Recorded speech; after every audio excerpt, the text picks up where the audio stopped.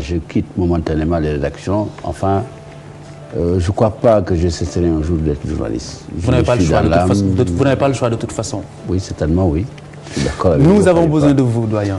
Alors, ma première question... Je répondrai présent. Très bien. Alors, ma première question par rapport justement à ce focus ce soir, ça concerne cette phrase, la chute de ma collègue, les hommes qu'il faut à la place qu'il faut. C'est une expression qu'on retrouve un peu partout au Sénégal. Elle est bien présente, même un peu trop présente. Quelle est sa place dans la gestion des affaires au Sénégal?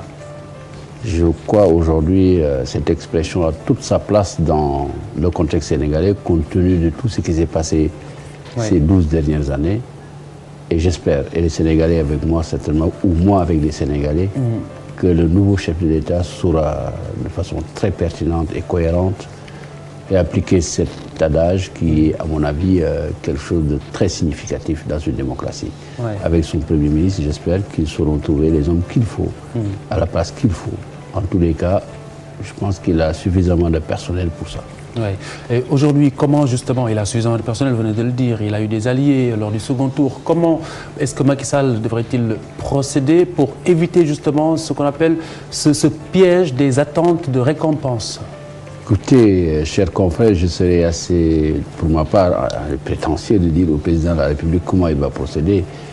Je pense honnêtement qu'il a toutes les compétences pour procéder de façon judicieuse et qu'il a l'ouverture d'esprit qu'il faut et qu'il a autour de lui des gens qui vont l'accompagner pour faire ces choix-là.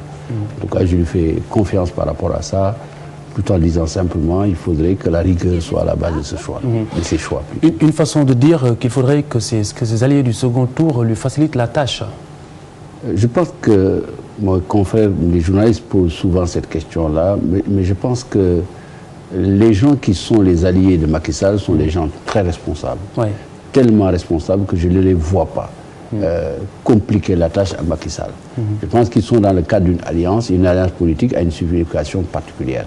C'est des accords politiques que des hommes responsables doivent négocier et donner à ces accords politiques une signification pratique dans la mise en œuvre d'un gouvernement et éventuellement également dans le choix des candidats qui seront présentés aux élections législatives. Je ne sais pas encore, on n'en est pas encore là, mais je pense que les Sénégalais n'ont pas d'inquiétude particulière à se faire à ce sujet-là.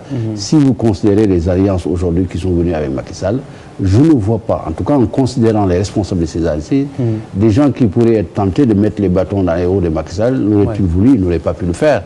Et qu'ils sont tellement responsables, plutôt ils sont tellement préoccupés par le pays, que je pense que c'est un mauvais procès qu'on fait à ces responsables-là, de ce point de vue-là.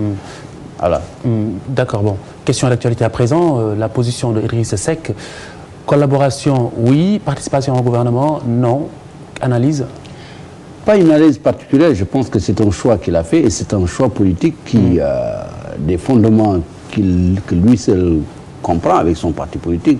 Je pense qu'il faut également laisser aux uns et les autres le choix des méthodes de collaboration qu'ils veulent avoir avec le président de la République. Je ne suis pas sûr qu'il soit tout à fait indiqué dans le sens du développement de la démocratie au Sénégal, que tout le monde soit avec le président de la République et dise au président de la République, oui, nous sommes au garde à vous. Ce ne serait pas une bonne chose. Il faut lui donner la liberté d'avoir cette option-là, cette méthode-là, qui concourt au développement de la démocratie. Alors, question d'actualité particulière à faire par rapport à question d'actualité toujours, cela concerne Karim Wade, qui n'a jamais rien géré. J'ai cité son père, Maître Abdoulaye Wade. Par quel bout est-ce que vous prendriez ces propos? Non, je considère simplement que ce sont les propos d'un père qui est particulièrement préoccupé par ce que son fils a pu faire dans le pays. Il n'est pas possible que vous soyez ministre d'État. Préoccupé dans quel sens? Préoccupé pour savoir de lui ce que pourrait lui advenir. Et c'est tout à fait logique.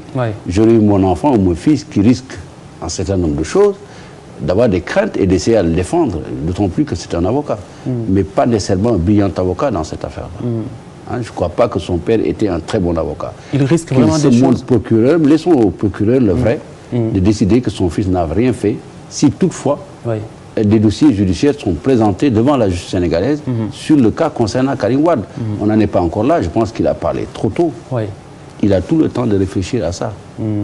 Bon, toujours dans la perspective de ce nouveau gouvernement, de cette nouvelle gestion de Macky Sall, diriez-vous que les recommandations des assises nationales sont un gage de réussite pour Macky Sall, réussite de bonne gouvernance, bien sûr? Ces recommandations peuvent être un gage de réussite dans la seule mesure où on les a intégrées dans la démarche, dans le comportement et dans l'application pratique des choses. Ouais. Évidemment, ce n'est pas parce que ces conclusions sont fondamentalement bonnes, ce n'est pas non plus parce qu'il y a la volonté manifestée. Il faut, derrière la volonté politique, oui, un engagement politique. Et l'engagement politique, je considère pour ma part qu'il est là. Maintenant, il faut le matérialiser. Voilà, concrètement sur le terrain. Abdou-Latif Coulibaly. Mais c'est moi qui vous remercie. Merci, mon doyen. J'ai toujours plaisir à venir sur votre plateau. Merci. Voilà, merci. Tout le plaisir est pour moi.